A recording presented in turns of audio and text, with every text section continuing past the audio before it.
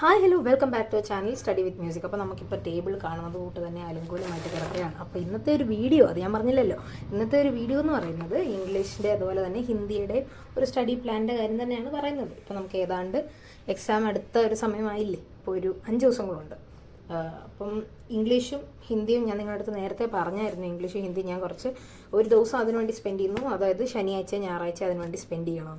അപ്പോൾ ഇന്നിപ്പോൾ ശനിയാഴ്ച ആയതുകൊണ്ട് തന്നെ ഞാൻ ഇംഗ്ലീഷ് പഠിക്കാമെന്ന് വിചാരിച്ചു. ഇംഗ്ലീഷ് നമുക്ക് ടോട്ടൽ 7-8 ചാപ്റ്ററാണ് ഉള്ളത്. അപ്പോൾ ആദ്യം ഞാൻ ഈ ടേബിൾ ഒന്ന് ക്ലീൻ ആക്കട്ടെ. ഇത് ഇത്ര നേരം കെമിസ്ട്രി പഠിക്കുന്ന ഒരു തിരക്കിലായിരുന്നു. കെമിസ്ട്രി എനിക്ക് D&F ബ്ലോക്ക് കുറച്ച് എത്ര കണ്ടിട്ടും മനസ്സിലാവാത്ത കുറച്ച് ചാപ്റ്റേഴ്സ് വരുമല്ലോ. അപ്പോൾ അതിൽ എനിക്കൊരു ചാപ്റ്ററാണ് D&F ബ്ലോക്ക് എന്ന് പറയും. അപ്പോൾ ആ D&F ബ്ലോക്ക് ഞാൻ കണ്ടു തീർത്ത് റെഡിയാക്കി. അതുപോലെ ഇലക്ട്രോ കെമിസ്ട്രിയിലെ ഒരു ലാസ്റ്റ് ഭാഗം ഉണ്ടല്ലോ, അതും റെഡിയാക്കണമായിരുന്നു.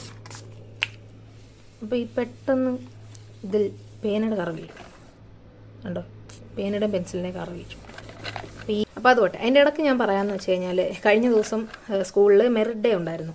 +2കാർക്ക് ട്രോഫി കൊടുക്കുന്ന ഒരു സെറിമണി. അപ്പോൾ അതിൽ നമ്മൾ പ്രതീക്ഷിച്ചല്ല, പക്ഷേ +1 ടോപ്പേഴ്സിനൂടെ കൊടുക്കുന്നുണ്ടായിരുന്നു. അപ്പോൾ എനിക്കും എൻ്റെ ഫ്രണ്ടിനുമാണ് സയൻസിൽ ടോപ്പ് കിട്ടിയത്. അതായത് നമുക്ക് രണ്ടുപേർക്കും സെയിം മാർക്ക് തന്നെ, 518, 2 മാർക്ക് കുറഞ്ഞിട്ടുണ്ട്. പിന്നെ കോമേഴ്സിലെ ഒരാൾക്ക്, ഹ്യൂമാനിറ്റീസിലെ ഒരാൾക്ക്. സത്യം പറഞ്ഞാൽ സന്തോഷം തോന്നി. അതുപോലെ തന്നെ പ്രതീക്ഷിച്ചതല്ല, കാരണം +2കാരുടെ ഇതിൻ്റെ കൂടെ നമ്മൾ പ്രതീക്ഷിക്കത്തില്ലല്ലോ നമ്മുടെ തരുമെന്ന്. അപ്പം അങ്ങനെ ഒരു മെഡൽ കിട്ടി, അതിലൊരുപാട് സന്തോഷം.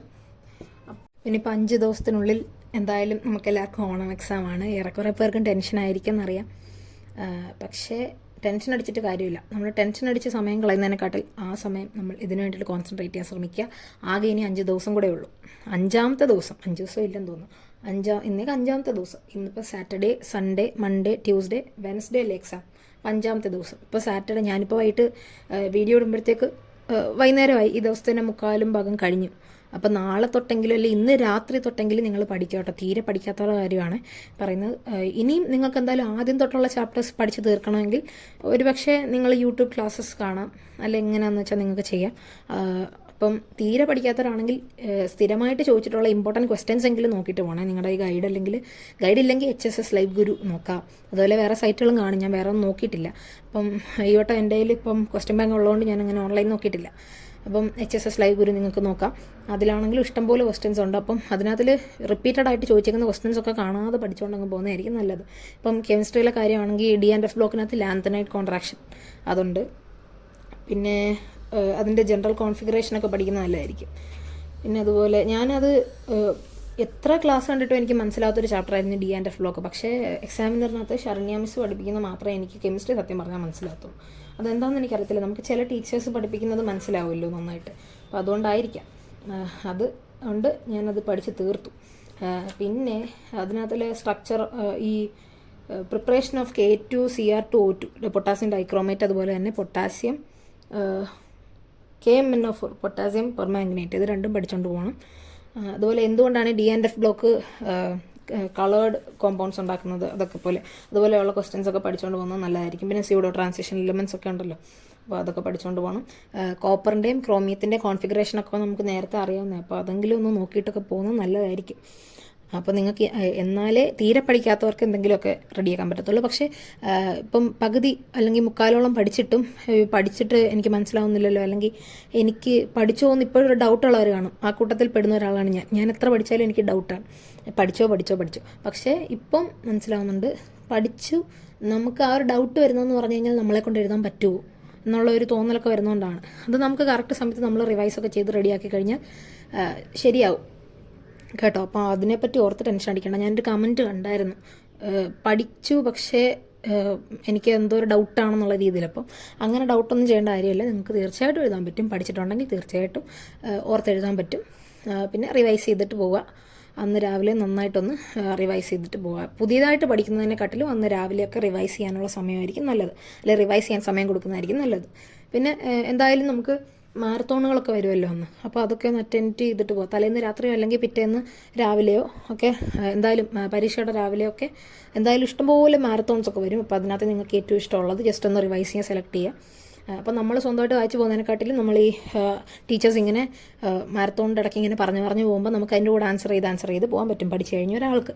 അപ്പോൾ അങ്ങനെ ഉള്ളതായിരിക്കും നല്ലത്. അപ്പോൾ ഇനി ഇംഗ്ലീഷിൻ്റെ ഹിന്ദിയുടെയും കാര്യം പറയാം. ഇംഗ്ലീഷും ഹിന്ദിയും നമുക്ക് അറിയാവുന്നതുകൊണ്ട് തന്നെ ആദ്യത്തെ ആ ഒരു 2 യൂണിറ്റാണ് ഉള്ളത്. കണ്ടോ, ഇത്രയും ചാപ്റ്റേഴ്സ്. യൂണിറ്റ് 2 എണ്ണം, നമുക്ക് 7 ചാപ്റ്റേഴ്സാണ് ഉള്ളത്. ഇതിനകത്തിൽ ആദ്യത്തെ ചാപ്റ്റേഴ്സൊക്കെ എന്ന് പറയുന്നത് നമ്മൾ കുറച്ച് നേരത്തെ തന്നെ പഠിച്ച് തീർത്ത് വെച്ച ചാപ്റ്റേഴ്സ് ആയിരിക്കും. 3 years of empowerment, any woman, match box, ഹൊറഗല്ലു വരെ എല്ലാവർക്കും ഓൾമോസ്റ്റ് എല്ലാം അറിയായിരിക്കും. പക്ഷേ മെൻഡിങ് വാൾ തൊട്ട് അങ്ങോട്ട് വരുമ്പോഴാണ് കുറച്ച് കോംപ്ലിക്കേഷൻ വരുന്നത്. മെൻഡിങ് വാൾ എന്ന് പറയുന്നത് നമുക്ക് മനസ്സിലാക്കിയെടുക്കാൻ കുറച്ച് ബുദ്ധിമുട്ടായിരിക്കും. പിന്നെ അമീഗോ ബ്രദേഴ്സിലാണെങ്കിലും ക്ലൈമാക്സ് ഉണ്ടല്ലോ, ആരാണ് ജയിക്കുന്നതെന്നൊന്നും പറയുന്നില്ല.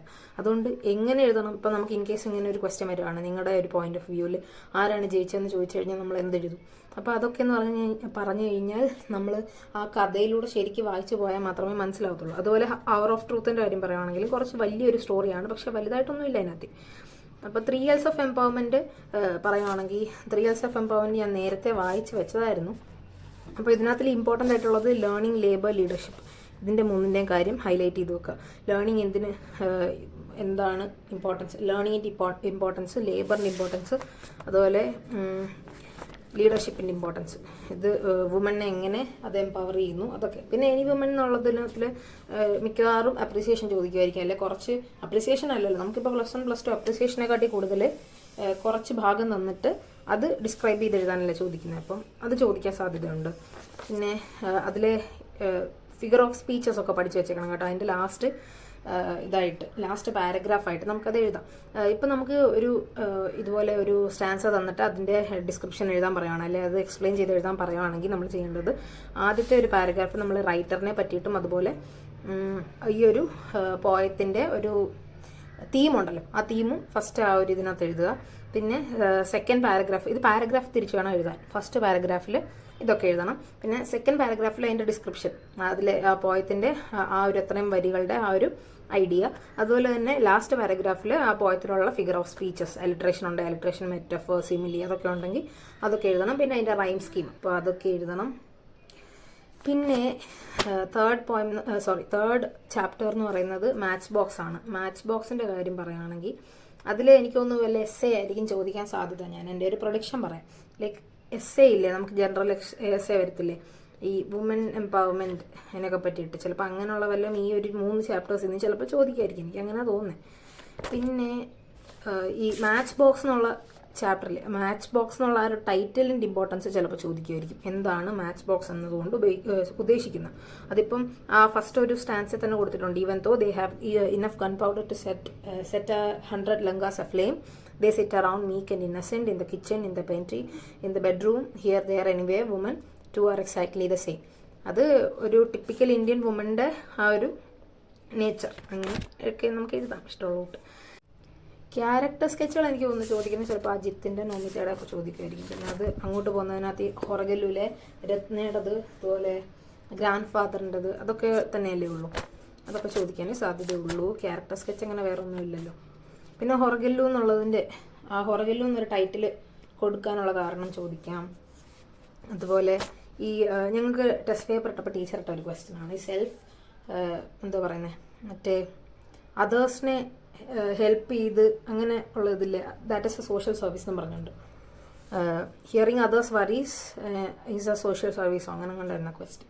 അപ്പം എന്നിട്ട് ഗീവ് എക്സ്പ്ലനേഷനോ അതിനെപ്പറ്റി ഒരു സ്പീച്ച് എഴുതാനോ എന്തുണ്ടായിരുന്നു. അപ്പോൾ അതുപോലത്തെ ചിലപ്പോൾ ജനറൽ ആയിട്ടുള്ള എസ്സേകളൊക്കെ ഉണ്ടല്ലോ, അതൊക്കെ ചോദിക്കാം.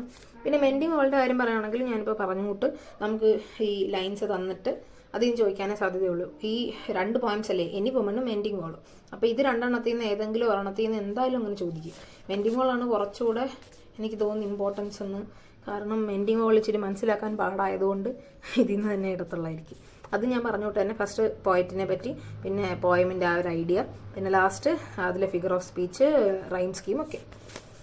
പിന്നെ അമീഗോ ബ്രദേഴ്സിനകത്തെ അന്റോണിയോയുടെ ഫെലിക്സിൻ്റെ അപ്പിയറൻസ് ഇല്ലേ, അപ്പിയറൻസും അതുപോലെ തന്നെ അവരുടെ ഇമോഷണൽ കോൺഫ്ലിക്റ്റ്, ആ ഒരു ഇവർ സെപ്പറേറ്റഡ് ആയിട്ടിരിക്കുന്ന സമയത്തുള്ള അവരുടെ ഒരു ഇമോഷണൽ കോൺഫ്ലിക്റ്റ് ഉണ്ടല്ലോ, ഇതൊക്കെയാണ്.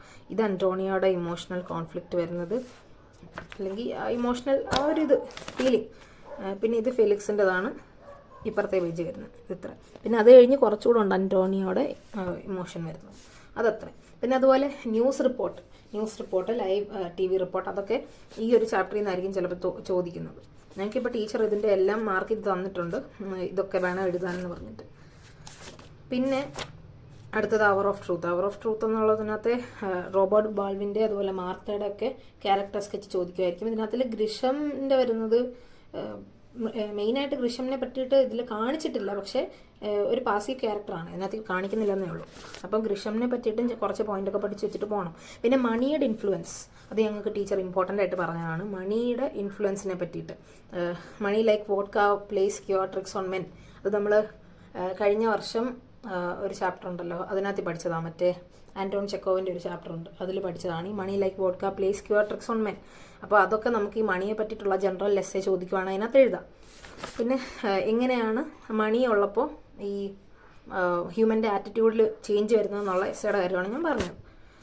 പിന്നെ അതുപോലെ ഇതിനകത്തിൽ ഈ തുടക്കത്തിൽ ഈ മാർത്ത, ജോൺ അതുപോലെ എവിയൊക്കെ പറയുന്നതെന്ന് പറഞ്ഞാൽ ഡാഡ് അങ്ങനെയൊന്നും ചെയ്യത്തില്ല, ബാൽവിൻ അങ്ങനെയൊന്നും ചെയ്യത്തില്ല, ഹീസ് എ ഹോണസ്റ്റ് മാൻ അല്ലെ he's A gentle nice fellow എന്നൊക്കെ പറയുന്നുണ്ട്. പക്ഷേ ലാസ്റ്റ് വരുമ്പോൾ മണിയുടെ ഇൻഫ്ലുവൻസ് കൊണ്ട് അവർ ആ ഒരു $100,000 വാങ്ങിക്കാൻ ബാൽവിനെ ഫോഴ്സ് ചെയ്യുന്നുണ്ട്. അപ്പോൾ അതൊക്കെയാണ് നമ്മൾ എഴുതേണ്ടത്. പിന്നെ അതുപോലെ ജനറലായിട്ട് നമ്മുടെ കയ്യിൽ നിന്ന് കുറച്ച് ഇട്ടെഴുതാം. അതാണ് ഞാൻ പറഞ്ഞത്, നേരത്തെ വീഡിയോയിലും പറഞ്ഞിട്ടുണ്ട്, കോട്ടുകൾ അല്ലെങ്കിൽ ഇമ്പോർട്ടൻറ്റ് സെയിങ്സ് വേർഡിങ്സ് ഒക്കെ പഠിച്ചുകൊണ്ട് പോകാൻ. അപ്പോൾ ഇത്രയാണ് 2 ചാപ്റ്റേഴ്സിനകത്ത് ഉള്ള ആ ഒരു കണ്ടന്റ് എന്ന് പറയുന്നത്. ഇതിപ്പോൾ നമ്മൾ ചാപ്റ്റേഴ്സിൻ്റെ ഒരു കാര്യമാണ് പറഞ്ഞത്. അപ്പോൾ ഇതിനകത്തുനിന്ന് വരുന്ന ഇമ്പോർട്ടൻറ്റ് ഡിസ്കോഴ്സസ് നമ്മൾ പറഞ്ഞിട്ടില്ല. ഈ ഓരോ ചാപ്റ്ററിൽ നിന്നും നമുക്ക് പ്രതീക്ഷിക്കാവുന്നതാണ് ക്യാരക്ടർ സ്കെച്ച്. അതുപോലെ തന്നെ ക്യാരക്ടർ സ്കെച്ച് വരുന്നത് ഈ ക്യാരക്ടേഴ്സിനെ പറ്റി പറയുന്ന ചാപ്റ്റേഴ്സ് മാത്രമേ ഉള്ളൂ ക്യാരക്ടർ സ്കെച്ച്. അല്ലാത്ത ചാപ്റ്റേഴ്സ് നിന്ന് എസ്സേ, അതുപോലെ തന്നെ ലെറ്റർ, അതൊക്കെ ഇല്ലേ, ലെറ്റർ ടു ദി എഡിറ്റർ, നമ്മൾ സ്ട്രേ ഡോഗിനെയൊക്കെ പറ്റിയിട്ട് കഴിഞ്ഞോട്ട് എഴുതിയിട്ടുണ്ട് ഫൈനൽ എക്സാമിന്, ലെറ്റർ ടു ദി എഡിറ്റർ. അതുപോലെ തന്നെ ഈ TV റിപ്പോർട്ട്, അല്ലെങ്കിൽ TV റിപ്പോർട്ടിനെക്കാട്ടി കൂടുതൽ ന്യൂസ് പേപ്പർ റിപ്പോർട്ടായിരിക്കും ആ ഒരു അന്റോണിയോയുടെയും ഫെലിക്സിൻ്റെയും ചാപ്റ്ററിൽ നിന്ന്. പിന്നെ ഈ പോയത്തിനെ പറ്റിയിട്ടുള്ള ഡിസ്ക്രിപ്ഷൻസ് എഴുതാൻ, കമ്പയർ ചെയ്യാൻ. ഈ വട്ടത്തെ ഓണം എക്സാം എന്ന് പറയുന്നത് 80 മാർക്കിന് തന്നെ ആയിരിക്കും എന്നാണ് നമുക്ക് സ്കൂളിൽ നിന്ന് പറഞ്ഞത്. നമ്മൾ ഒരു ഫൈനൽ എക്സാം എങ്ങനെ എഴുതുന്നോ അതുപോലെ തന്നെ, പക്ഷേ കുറച്ച് ചാപ്റ്റേഴ്സ് കുറവ്, ഇത്രയേ ഉള്ളൂ. അപ്പം ഇത്രയും പഠിക്കണം, മെയിനായിട്ട് പഠിക്കണം. പിന്നെ ഞാൻ കുറച്ച് ടിപ്സ് ആൻഡ് ട്രിക്സ് പറയുവാണെങ്കിൽ, നേരത്തെ ഞാൻ പറഞ്ഞിട്ടുണ്ട്, എന്നാലും കുറച്ച് കോട്ടുകളൊക്കെ പഠിച്ചുകൊണ്ട് പോകണം, ഇമ്പോർട്ടൻറ്റ് വേർഡിങ്സ് അല്ലെ സെയിങ്സ് ഒക്കെ പഠിച്ചുകൊണ്ട് പോകണം. പിന്നെ ജനറൽ എസ്സേക്കകത്തൊക്കെ ഉപയോഗിക്കാൻ പറ്റുന്നതാണ്, അതുപോലത്തെയൊക്കെ ജനറൽ എസ്സേക്കകത്തൊക്കെ ഉപയോഗിക്കാൻ പറ്റുന്ന രീതിയിലുള്ള കുറച്ച് വാക്കുകൾ. ഇപ്പോൾ നമ്മൾ നോർമലായിട്ട് സംസാരിക്കുന്ന രീതിയിലുള്ള വാക്കുകളല്ലാതെ അതിൻ്റെ കുറച്ചുകൂടെ ഗ്രേറ്റർ വേർഷൻ നമുക്ക് ഗൂഗിളിലൊക്കെ തന്നെ സെർച്ച് ചെയ്ത് കഴിഞ്ഞാൽ കിട്ടും. ഇപ്പം ഒരു എക്സാമ്പിൾ പറയുകയാണെങ്കിൽ, ഇപ്പം എക്സാമ്പിളൊന്നും എനിക്കിപ്പോൾ ഓർമ്മ വരുന്നില്ല, പക്ഷേ ഇപ്പം നിങ്ങളൊരു വാക്ക്, നമ്മൾ നോർമലായിട്ട് ഉപയോഗിക്കുന്ന ഒരു വാക്കിന് വേറെ വേർഡ്സ് ഗൂഗിളിൽ തന്നെ സെർച്ച് ചെയ്ത് നോക്കിക്കഴിഞ്ഞാൽ കിട്ടും. അപ്പോൾ അതുപോലത്തെ വാക്കുകളൊക്കെ കാണാതെ പഠിച്ച് വെച്ച് കഴിഞ്ഞാൽ കുറച്ചുകൂടെ എഴുതുമ്പം കുറച്ചുകൂടെ സ്റ്റാൻഡേർഡ് ഉള്ളതായിട്ട് ഫീൽ ചെയ്യും. അതിന് വേണ്ടിയിട്ടാണ് പറയുന്നത്. അപ്പോൾ മാർക്ക് കിട്ടാൻ എളുപ്പമാണെന്ന് തോന്നും. പിന്നെ ഈ റൈറ്റേഴ്സിൻ്റെ ഒക്കെ പേര് ഇമ്പോർട്ടൻ്റ് ആയിട്ട് പഠിച്ചു വെക്കണം കേട്ടോ. ഈ സ്പെല്ലിംഗ് മിസ്റ്റേക്ക് ഒന്നും ഇല്ലാതെ റൈറ്റേഴ്സിൻ്റെ പേര് പഠിച്ചു വെക്കണം. പിന്നെ പോയമിൻ്റെ ഒക്കെ കാര്യം ഞാൻ നേരത്തെ പറഞ്ഞല്ലോ, ഇതൊക്കെ തന്നെയാണ് എനിക്ക് പറയാനുള്ളത്. പിന്നെ ഈ പോയിന്റുകൾ, ഈ നമ്മൾ ആവശ്യമില്ലാതെ കുറേ ഇങ്ങനെ വാരി വലിച്ച് എഴുതുന്നതിനെക്കാട്ടിലും പോയിന്റ്സ് എഴുതാൻ ശ്രമിക്കുക. ഇപ്പം ഞാൻ ഇതിനകത്തിൽ ഞങ്ങളുടെ ടീച്ചർ തന്നെയാണ് ഇതെല്ലാം പറഞ്ഞു തരുന്നത്. അപ്പം points for newspaper report എന്ന ഹെഡിങ് ഇട്ടിട്ട് ഈ ബ്രാക്കറ്റിലൊക്കെ ഇട്ടേക്കുന്നത് തന്നെയാണ്. ഈ ഹൈലൈറ്റ് ചെയ്യാത്തത് കൊണ്ട് ഇതിനകത്തിലും അതിലും ഇമ്പോർട്ടൻ്റ് ആയിട്ടുള്ളതാണ് ഞാൻ ഹൈലൈറ്റ് ചെയ്തേക്കുന്നത്. അപ്പോൾ ഈ points for newspaper report എന്ന് പറഞ്ഞിട്ട് നിങ്ങൾക്ക് പോയിൻ്റാണ്, ഇമ്പോർട്ടൻ്റ് ആണ്, ഇത് വിട്ട് കളയരുതെന്ന് തോന്നുന്നതൊക്കെ നിങ്ങൾ ജസ്റ്റ് ഒന്ന് മാർക്ക് ചെയ്ത് വെക്കുക, പെൻസിൽ വെച്ചോ പേന വെച്ചോ എങ്ങനെയാണെന്ന് വെച്ചാൽ മാർക്ക് ചെയ്ത് വെക്കുക. അതൊന്നും വിടരുത്. അല്ലാതെ നമ്മളിപ്പം അതിൻ്റെ ഇടയ്ക്ക് ഈ ആവശ്യമില്ലാതെ നമ്മൾ കുറേ ഗ്യാസൊക്കെ കയറ്റത്തില്ലേ. ഇപ്പം ദ മാച്ച് വാസ് ഫണ്ടാസ്റ്റിക് അല്ലെ ദ മാച്ച് വാസ് ഓസം എന്നൊക്കെ പറയുന്നത് 4-5 സെൻറ്റൻസ് അങ്ങനെ തന്നെ എഴുതുന്നതിന് പകരം ഈ പോയിന്റുകളൊക്കെ എഴുതിയിട്ട് അതിൻ്റെ ഇടയ്ക്കിടയ്ക്ക് ഇതുപോലത്തെ സെൻറ്റൻസ് ഒക്കെ കയറ്റി കൊടുത്താൽ മതി. അല്ലെ തുടക്കത്തിലേ ഇതുപോലെ ഗ്യാസ് മാത്രമേ ഉള്ളെങ്കിൽ നോക്കുന്ന ടീച്ചറിന് ചിലപ്പം ഇതെന്തുവാ ചുമ്മാ കുറേ ഇത് തന്നെ റിപ്പീറ്റഡ് ആയിട്ട് എഴുതി വെച്ചേക്കുന്ന നോർമലായിട്ടുള്ള വാക്കുകളൊക്കെ തന്നെ അല്ലേ നമ്മൾ ഉപയോഗിക്കുന്നത്. It was fantastic, it was good, it was nice, ഇതൊക്കെ തന്നെ പിന്നെ എഴുതുന്നതിൽ നല്ലത് ഫസ്റ്റ് ഒരു ഇംപ്രഷന് വേണ്ടിയിട്ട് പോയിന്റുകൾ കൊടുത്തിട്ട് ഇടയ്ക്കിടയ്ക്ക് നമുക്ക് ഈ പോയിൻ്റൊക്കെ കിട്ടാതെ വരുന്ന സ്ഥലങ്ങളൊക്കെ ഉണ്ടല്ലോ, തുടക്കത്തിലും അവസാനത്തിലും പോയിന്റ് എഴുതിയിട്ട് ഇടയ്ക്കൊക്കെ കയറ്റി ഇതുപോലത്തെ ഗ്യാസൊക്കെ എഴുതാൻ ശ്രമിക്കുക. ഞാൻ മുമ്പേ പറഞ്ഞ വാക്കുകളുടെ കാര്യം പറയുകയാണെങ്കിൽ ഫൈറ്റ് എന്നുള്ളതിന് ഇവിടെ ഇവിടെ ബോക്സിംഗ് കോൺടെസ്റ്റ് അല്ലെ ബോക്സിംഗ് മാച്ച് എന്നുള്ളതിന് ഇവിടെ ബൗട്ട് എന്നാണ് പറയുന്നത്. അതുപോലെ ടു സ്റ്റാർട്ട് എന്നുള്ളതിന് കൊമൻസ് എന്നാണ് പറയുന്നത്. അപ്പോൾ അങ്ങനെയുള്ള വാക്കുകളൊക്കെ അതാണ് ഞാൻ പറഞ്ഞത്. അതുപോലെ തിൻ ആൻഡ് ബോണി എന്നുള്ളതിന് ലാങ്കി എന്നാണ് പറഞ്ഞേക്കുന്നത്. അതുപോലെ കുറച്ച് വാക്കുകളുണ്ടല്ലോ അങ്ങനെ. കവർ എന്നുള്ളതിന് റാപ്പ് എന്നാണ് പറഞ്ഞേക്കുന്നത്. അങ്ങനെയുള്ള വാക്കുകളൊക്കെ കണ്ടുപിടിക്കാൻ ശ്രമിക്കുക. അങ്ങനെ ആകുമ്പോൾ നമുക്ക് കുറച്ചുകൂടെ വായിക്കുന്ന ഒരു ടീച്ചറിന് കുറച്ചുകൂടെ ഒരു ഇൻട്രസ്റ്റ് തോന്നിക്കാൻ വേണ്ടിയിട്ട് നമ്മുടെ സൈഡിൽ നിന്ന് നമ്മൾ ഇങ്ങനെയൊക്കെ ചെയ്യുന്നത് നല്ലതായിരിക്കും. പിന്നെ ഈ മെയിൻ ക്യാരക്ടർ എന്ന് പറയുന്നതിന് പകരം പ്രോട്ടഗണിസ്റ്റ് അല്ലെങ്കിൽ പ്രൊട്ടഗണിസ്റ്റ് നോക്കും. നിങ്ങൾ എന്താണോ പ്രൊനൗൺസ് ചെയ്യുന്നത് അങ്ങനെ ഇതെഴുതാൻ ശ്രമിക്കുക. Main character Robert Baldwin is the main character of the story എന്ന് പറയുന്നത്, അല്ലെങ്കിൽ the one act play hour of truth എന്ന് പറയുന്നതിലും he's the protagonist of the story എന്ന് എഴുതുന്നതായിരിക്കും നല്ലത്. പിന്നെ ഇതൊക്കെ തന്നെയാണ് ഇംഗ്ലീഷിൻ്റെ കാര്യം പറയാനുള്ളത്. പിന്നെ ഹിന്ദിയെ പറ്റി പറയുകയാണെങ്കിൽ നമുക്ക് ഇംഗ്ലീഷിന് ഇതിൽ കൂടുതലൊന്നും പറയാനില്ല. പിന്നെ ഹിന്ദിയെ പറ്റി പറയുകയാണെങ്കിൽ പിന്നെ ഗ്രാമ പാട്ടുകളൊക്കെ ശ്രദ്ധിക്കണം കേട്ടോ. ഈ റിപ്പോർട്ടഡ് സ്പീച്ച് അതുപോലെ അതൊക്കെ ചിലപ്പോൾ ചോദിക്കുമായിരിക്കും റിപ്പോർട്ട് ചെയ്ത് എഴുതാനൊക്കെ. അപ്പം അതൊക്കെ ശ്രദ്ധിച്ചോണം. ഹിന്ദി നമുക്ക് 2 യൂണിറ്റാണ് പറഞ്ഞേക്കുന്നത്. അതിൽ ആദ്യത്തേത് എന്ന് പറയുന്നത് മാതൃഭൂമിക്കകത്ത് ഈ ഇതൊക്കെ തന്നെ ആയിരിക്കും. ഈ ഒരു ഇതിൻ്റെ ഇത്രയും വരി തന്നിട്ട് അതിനകത്തുനിന്ന് എഴുതാൻ തന്നെ ആയിരിക്കും ചോദിക്കുന്നത്. അതിനകത്തുനിന്ന് എടുത്തെഴുതാനുള്ള കാര്യങ്ങളും കാണും. ഇപ്പോൾ ഒരു 8 വരി തന്നെന്ന് വിചാരിച്ചോ, ആ 8 വരിയെ പറ്റിയിട്ട് എഴുതാനും കാണും. ആസ്വാദൻ ടിപ്പണി പോലെ എഴുതാനും കാണും. അതുപോലെ തന്നെ അതിൽ നിന്നുള്ള ക്വസ്റ്റ്യൻസ് ഉണ്ടല്ലോ, ഡിസ്കോഴ്സസ്, അങ്ങനെയൊക്കെ ചിലപ്പോൾ കാണും. പിന്നെ ഇതാരാണ് എഴുതിയത്, അല്ലെങ്കിൽ ഇത് ഏത് വിധ രചനയാണ് നമുക്ക് പറഞ്ഞുകൊണ്ട് വേറെ ഇതിൽ നിന്നൊക്കെ വരാം, വേറെ ചാപ്റ്റേഴ്സിൽ നിന്നൊക്കെ വരാം. പിന്നെ ബേട്ടിക്ക് നാമിന്ന് നമുക്ക് ചിലപ്പം ലെറ്ററോ വല്ല എഴുതാനൊക്കെ കാണത്തുള്ളതായിരിക്കും. ലെറ്റർ എഴുതാൻ, അല്ലെങ്കിൽ അന്നത്തെ ബഹദൂർ ഷാ സഫറിൻ്റെ ഡയറി എൻട്രി എഴുതാൻ, അങ്ങനെയൊക്കെ പുള്ളിയുടെ മാനസിക സംഘർഷങ്ങളൊക്കെ എഴുതാനൊക്കെ പറഞ്ഞിട്ട് അങ്ങനെയൊക്കെ ആയിരിക്കും വരുന്നത്. പിന്നെ മേരെ ഭാരത്വാസിയോ എന്നാണെങ്കിൽ സ്പീച്ച്, നമ്മൾ നെഹ്റു പറഞ്ഞെന്ന് ഇൻസ്പയർ ആയിട്ടുള്ള സ്പീച്ച് എഴുതാൻ ചിലപ്പോൾ ചോദിച്ചേക്കാം. പിന്നെ അടുത്ത ചാപ്റ്റർ എന്ന് പറയുന്നത് സുരിനാമെ പെഹ്ലാദിൻ, അത് ഒരു ഒരു യാത്രാ വിവരണം. അപ്പോൾ അതിനെ പറ്റിയിട്ട് അതിൽ നിന്ന് എനിക്ക് വലുതായിട്ട് ചോദിക്കുമെന്ന് എനിക്കറിയത്തില്ല. അതെനിക്ക് ഇപ്പോഴും മനസ്സിലാകത്തൊരു പാഠം. അപ്പോൾ അത് ഒന്നുകൂടെ നോക്കണം. പിന്നെ മേരേലാൽ, അത് ഞങ്ങൾക്ക് ടീച്ചർ പറഞ്ഞായിരുന്നു. മേരേലാൽ അല്ലെങ്കിൽ കാനാണ് അതിൽ നിന്ന് ഇതിലേതെങ്കിലും ഒരെണ്ണം എന്തായാലും ഉറപ്പായിട്ടും ചോദിക്കുമെന്ന് ഞങ്ങൾക്ക് ടീച്ചർ പറഞ്ഞായിരുന്നു. പിന്നെ അതുപോലെ